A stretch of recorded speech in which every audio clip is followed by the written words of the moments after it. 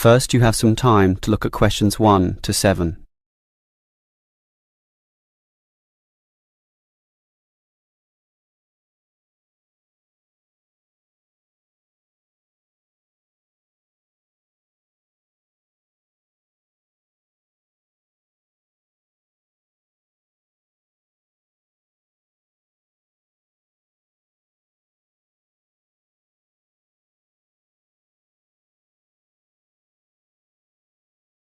Now we shall begin. You should answer the questions as you listen, because you will not hear the recording a second time. Listen carefully and answer questions 1 to 7. Hello, can I speak to... the advert doesn't give a name. Well, the name is Bob, and I guess this call is about the car I'm selling, right? Yes, my name's Francis, and I'm definitely interested. You'll like my car then. Clean, neat, nice. What sort is it? Oh, the original model was called an Echo. You know, like the echo a sound can make. But then they changed the name to Yaris just before I bought it. Yaris. I don't know why. I liked the old name, and it's the same car, but that's what it's called. So, what's the colour? The ad says it's cream-coloured. Like cream, then? Yeah, well, it's more of a yellow colour, actually. Not cream? No, I don't know why I said that. It's like a canary, and small like one, too. So, what about the power? How many cylinders does it have? 4 or 6? My brother has a 6-cylinder car and says it's very powerful.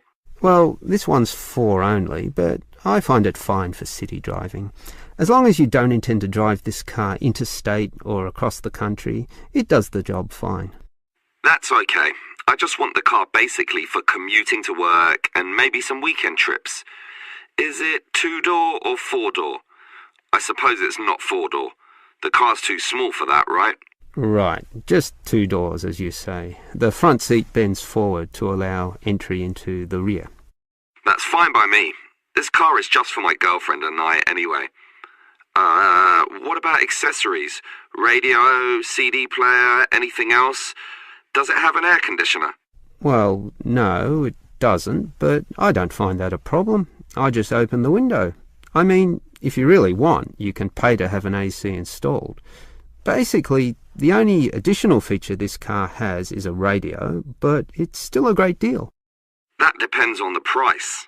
You say you want $12,800, right? Yep, about that. Well, obviously you expect the price to be reduced to an even figure, right? Well, I don't know. $12,000. $12,500, maybe. If you can lower it a bit, I'll come and have a look, okay? Okay. Let's say $12,400, but I won't lower it any more than that. Certainly not to $12,000. Well, if I can get that better price, I may come over this afternoon. But what year is this car? How old is it? My brother's got a 12-year-old car and it's showing problems. Well, my car was brand new only 3 years ago, but it still looks like it's only been 1 year on the road. Okay, that sounds good. Before you hear the rest of the conversation, you have some time to look at questions 8 to 10.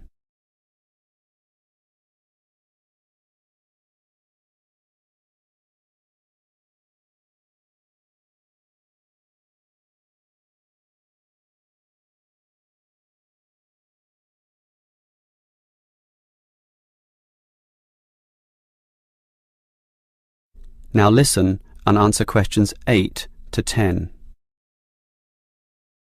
Can I just ask a few more general questions about this car you're selling?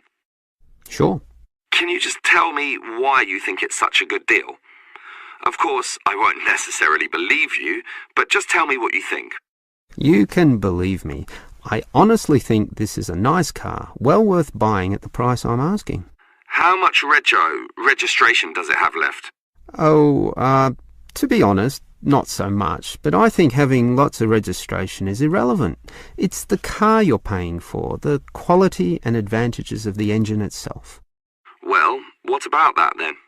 Okay, many people like to accelerate down the freeways, right?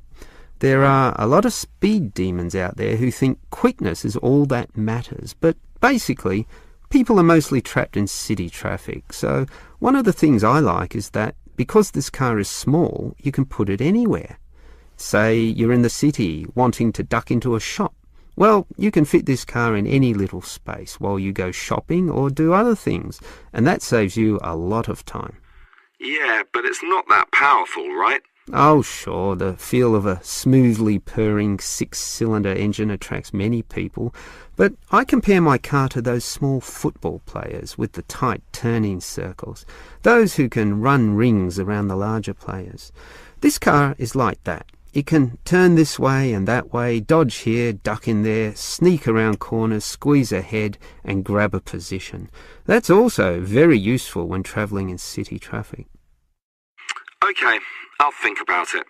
Sure, think about it, but all these advantages are sound and appeal to other buyers as well. No one holds the same car forever, so you can say exactly the same things that I just said when you want to sell the car. That will make it very easy for you to pass this car on to the next buyer. Yeah, maybe you're right. That is the end of part 1.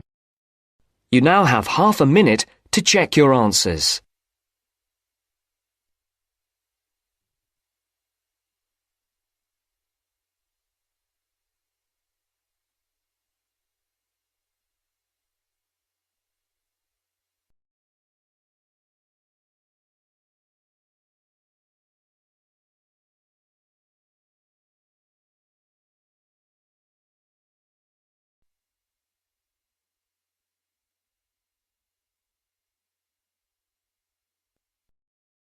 Now turns to part 2. Part 2. You are going to listen to a radio program on sleep deprivation. First, you have some time to look at questions 11 to 15.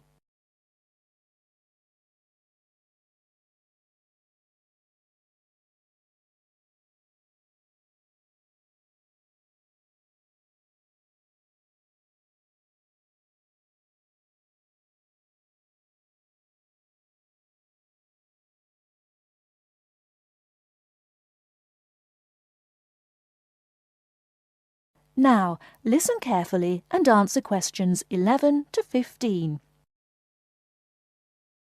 With us in the studio today are Dr. Peter Collins, a senior lecturer in the Department of Psychology at the University of Chicago, and Helen Gardner, the author of the book Deep Sleep.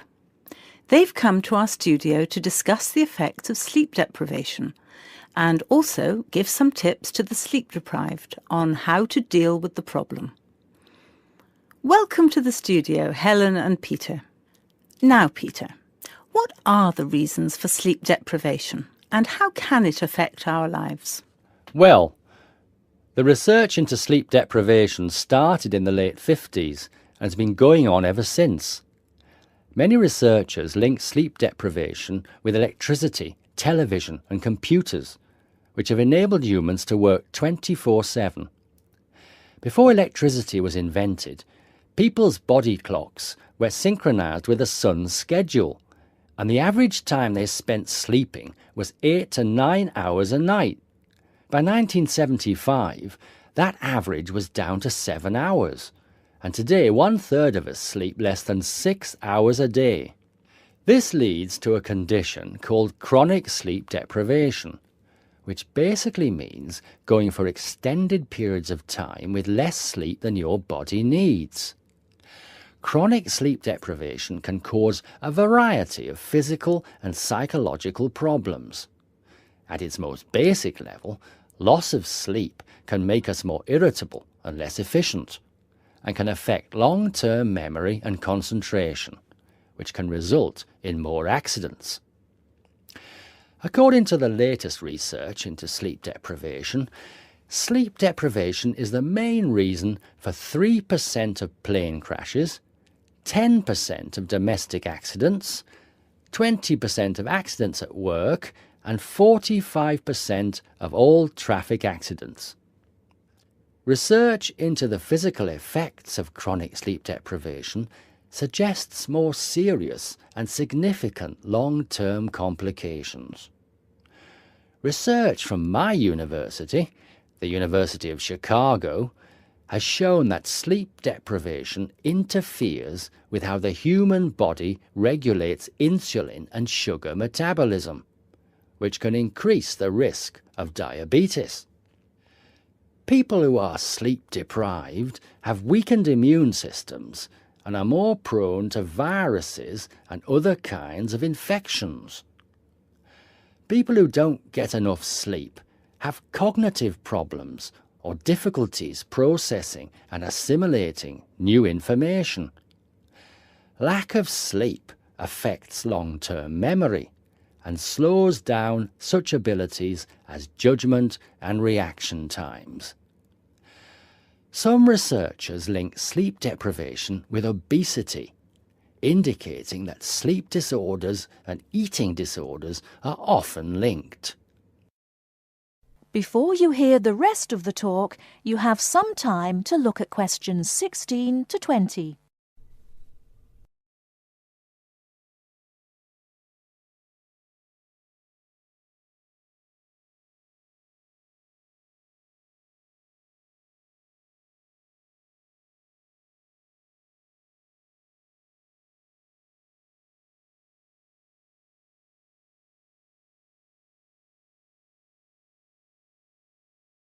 Now listen and answer questions 16 to 20. Helen, you've done a fair amount of research for your recent book on helping people deal with sleeping problems. Could you give our listeners some tips on managing their sleep? Well, if you spend several hours a night tossing and turning in bed, trying to fall asleep, you first have to find out how much sleep you need. To do so, you'll need to try and sleep 6 to 9 hours a night. Set aside 3 days for the experiment. It's best to do it on a long weekend or a holiday to ensure it doesn't get interrupted. During the experiment, you should go to bed at the same time every night and give yourself 6, 7, 8 or 9 hours of sleep. Then monitor the way you feel throughout the day to find out how many hours of sleep you need in order to feel your best. Once you find out how much sleep you need, you can work on improving the quality of your sleep. The main secret here is to allow yourself 1 or 2 hours to relax before going to bed. You may want to try and have a warm shower or bath before going to bed. Doing some quiet activities such as reading or filing can help some people relax. A warm drink in bed helps to induce sleepiness. Some people take up yoga or meditation to help them relax at night. Different techniques will work for different people, so it's best to experiment and find the one that suits you best. You should definitely avoid using technology before going to bed. Activities such as playing video games, watching TV, and others which require you to use your attention can stop you from falling asleep. Avoid eating before going to bed. A late dinner can disrupt your sleep. Not only is going to bed with a heavy stomach bad for digestion and can make you overweight, but it can also keep you awake for hours. Caffeine-rich drinks can increase your heart rate, which can stop you from falling asleep. Energy drinks also have the same effect on your body. You should avoid drinking these at night. The same goes for vigorous physical exercise, such as weightlifting or working out on a treadmill. In many cases, you can reset your body clock and make it tick for you by changing your lifestyle. If your sleep deprivation is severe, it's always best to seek professional advice and get an appointment with your doctor, who might prescribe you sleeping pills. Thank you, Helen. We'll be back after the break and we'll be answering questions we've received from our listeners.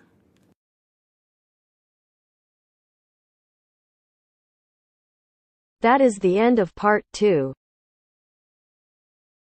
You now have half a minute to check your answers.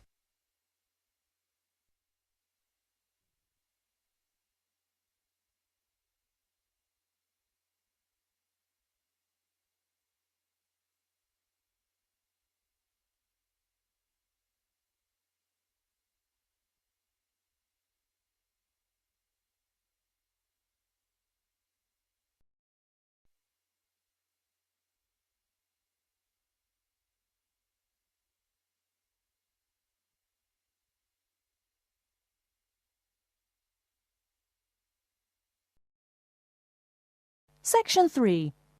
You are going to hear an introduction to the facilities and regulations of the main university library. You will hear 3 different speakers describe different aspects of the library. First, you have some time to look at questions 21 to 24.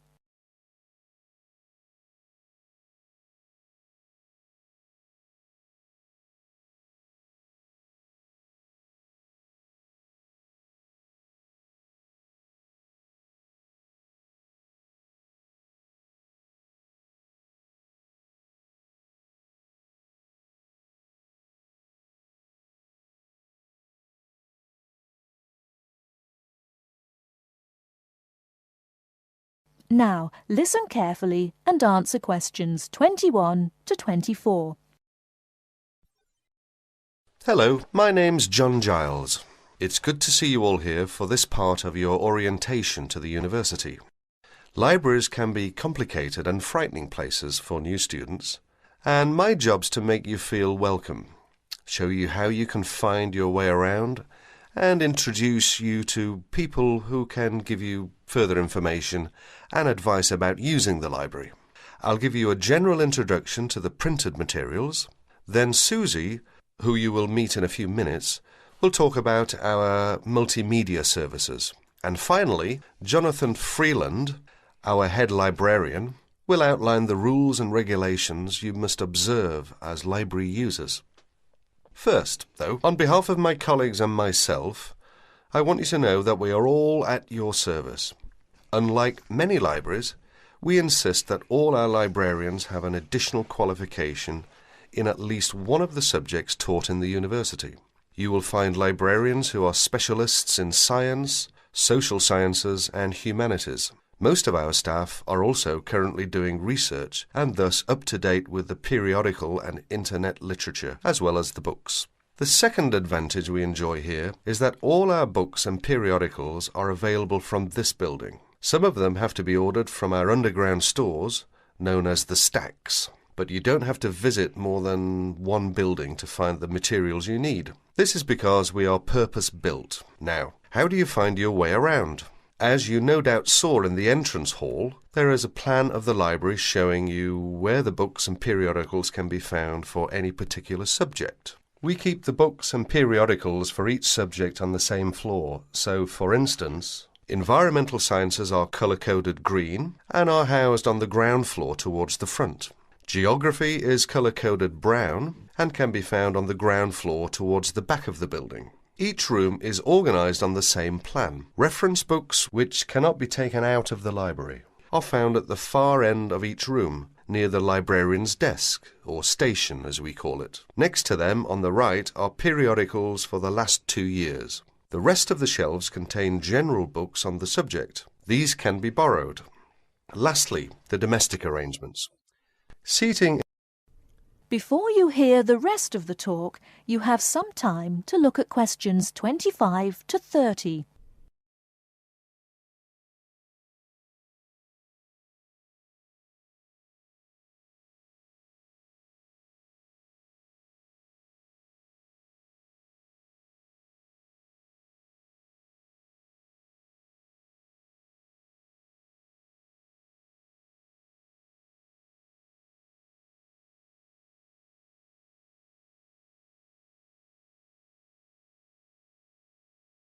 Now listen and answer questions 25 to 30. The library is of 2 kinds: rectangular tables for up to 6 people and individual study booths known as carrels. No, not Christmas carols. At every seat there is a PowerPoint for a laptop computer. There is also a panel which lights up to tell you when a book you have ordered is ready for collection from the librarian's desk. After all that hard work, you'll be ready for something to eat. And there are slot machines on every floor where you can buy food and drink. In the basement is a cafeteria where you can order fast food such as pizza, hamburgers, and also fish and chips, salad and fruit. You mustn't bring food and drink into the reading rooms, though. Here's Susie Wallace to tell you about the high-tech facilities of the library. Thanks, John. Don't worry, this isn't going to require a degree in systems engineering to get the hang of. Anyway, with computers and audio systems, the best way to learn is by doing. But here's a few tips to get you started. If there's anything else you want to know, each piece of equipment has a manual explaining how to use it, and either I or Elaine, my very capable assistant, will be on hand to get you sorted out. First off, I'd like you all to follow me over to the Multimedia Centre. You have to come through this room to get to it in any case. Then gather round and I'll talk about each piece of equipment as we get to it. Right, here we are. Now, the Multimedia Centre, or MMC for short, houses all the computer facilities you'll need for your degree studies and your language learning. Many of you are studying electronics or similar subjects. We have terrific facilities for learning CAD, computer-aided design, for you non-technies. Some leading companies have donated equipment and state-of-the-art software packages. That's a spin-off from our thriving Industry Links programme. Many of you will be going on for your job experience. But to get back to the point, we have 44 PC terminals and 6 Macs. The Macs are loaded with fantastic software for you, art and design and textile design students. Over here, you can see our 2 widescreen TV monitors. They can receive broadcasts in most Asian and European languages, as well as English. For English language news, we encourage you to use the Student Union TV room, so that those who are learning other languages can use these. Some useful broadcasts come at awkward times, so if you get a note from your academic advisor on a form we'll give you, we can tape up to 2 hours a week for you. In a moment, I leave you to explore on your own, but here's our head librarian to say a brief word about library regulations. Good morning. I'm sorry to sound like a police officer, but there are a few rules we all need to observe for the benefit of everybody. Courtesy to staff and other library users comes high up the list. Second, the security and safekeeping of materials is essential. All library items are electronically tagged. If the beeper goes off as you leave, you must return to the checkout desk. You are not allowed to bring any bags, packages, or outdoor clothing into the reading rooms. You must leave them in the lockers outside in the corridor. You must take reasonable care of library materials while they are in your possession and return them within 2 weeks of borrowing them. Failure to return them on time without a good reason will result in a fine. When you register to join the library, you will get a copy of the full rules and you must sign this to say that you obey them. That is the end of section 3. You now have half a minute to check your answers.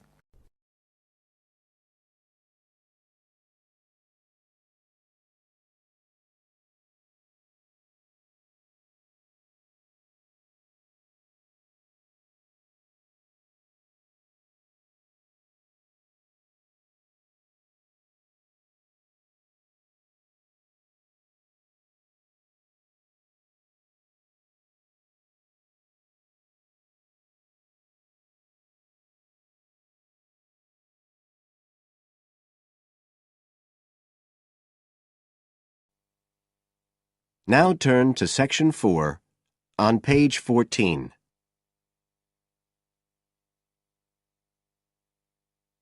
Section 4. You will hear a speaker giving a talk about some recent research about unusual life forms. First, you have some time to look at questions 31 to 40 on pages 14 and 15.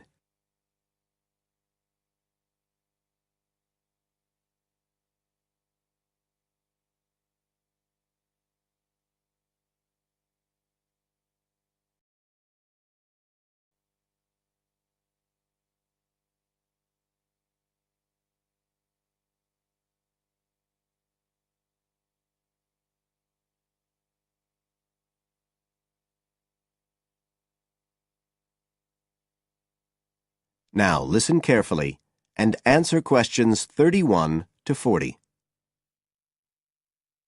Hello, everybody, and welcome to the 6th of our ecology evening classes. Nice to see you all again. As you know from the programme, today I want to talk to you about some research that is pushing back the frontiers of the whole field of ecology. And this research is being carried out in the remoter regions of our planet, places where the environment is harsh and, until recently, it was thought that the conditions couldn't sustain life of any kind. But life forms are being found, and these have been grouped into what is now known as extremophiles. That is, organisms that can survive in the most extreme environments. And these discoveries may be setting a huge challenge for the scientists of the future, as you'll see in a minute. Now, the particular research I want to tell you about was carried out in Antarctica, one of the coldest and driest places on Earth. But a multinational team of researchers from the US, Canada, and New Zealand recently discovered colonies of microbes in the soil there where no one thought it was possible. Interestingly enough, some of the colonies were identified as a type of fungus called Bouveria bassiana, a fungus that lives on insects. But where are the insects in these utterly empty regions of Antarctica? The researchers concluded that this was clear evidence that these colonies were certainly not new arrivals. They might have been there for centuries, or even millennia, possibly even since the last ice age. Can you imagine their excitement? Now, some types of microbes had previously been found living just a few millimetres under the surface of rocks, porous Antarctic rocks. But this was the first time that living colonies had been found surviving, relatively deeply in the soil itself, several centimetres down, in fact.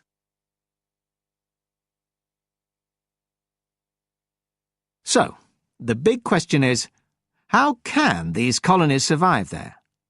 Well, we know that the organisms living very near the rock's surface can still be warmed by the sun, so they can survive in their own microclimate. And this keeps them from freezing during the day. But this isn't the case for the colonies that are hidden under the soil. In their research paper, this team suggested that the very high amounts of salt in the soil might be the clue, because this is what is preventing essential water from freezing. The team found that the salt concentration increased the deeper down they went in the soil. But while they had expected the number of organisms to be fewer down there, they actually found the opposite. In soil that had as much as 3,000 parts of salt per million, relatively high numbers of microbes were present, which seems incredible. But the point is that at those levels of salt, the temperature could drop to minus 56 degrees before frost would cause any damage to the organisms. This relationship between microbes and salt, at temperatures way below the normal freezing point of water, is a really significant breakthrough. As you all know, life is dependent on the availability of water in liquid form, and the role of salt at very low temperatures could be the key to survival in these kinds of conditions. Now, the process at work here is called supercooling, and that's usually written as one word. But it isn't really understood as yet, so there's a lot more for researchers to work on. However, the fact that this process occurs naturally in Antarctica may suggest that it might occur in other places with similar conditions, including on our neighbouring planet, Mars. So, you can start to see the wider implications of this kind of research. In short, it appears to support the growing belief that extraterrestrial life might be able to survive the dry, cold conditions on other planets after all. Not only does this research produce evidence that life is possible there, it's also informing scientists of the locations where it might be found. So all of this might have great significance for future unmanned space missions. One specialist on Mars confirms the importance of the interaction. That is the end of section 4. You now have half a minute to check your answers.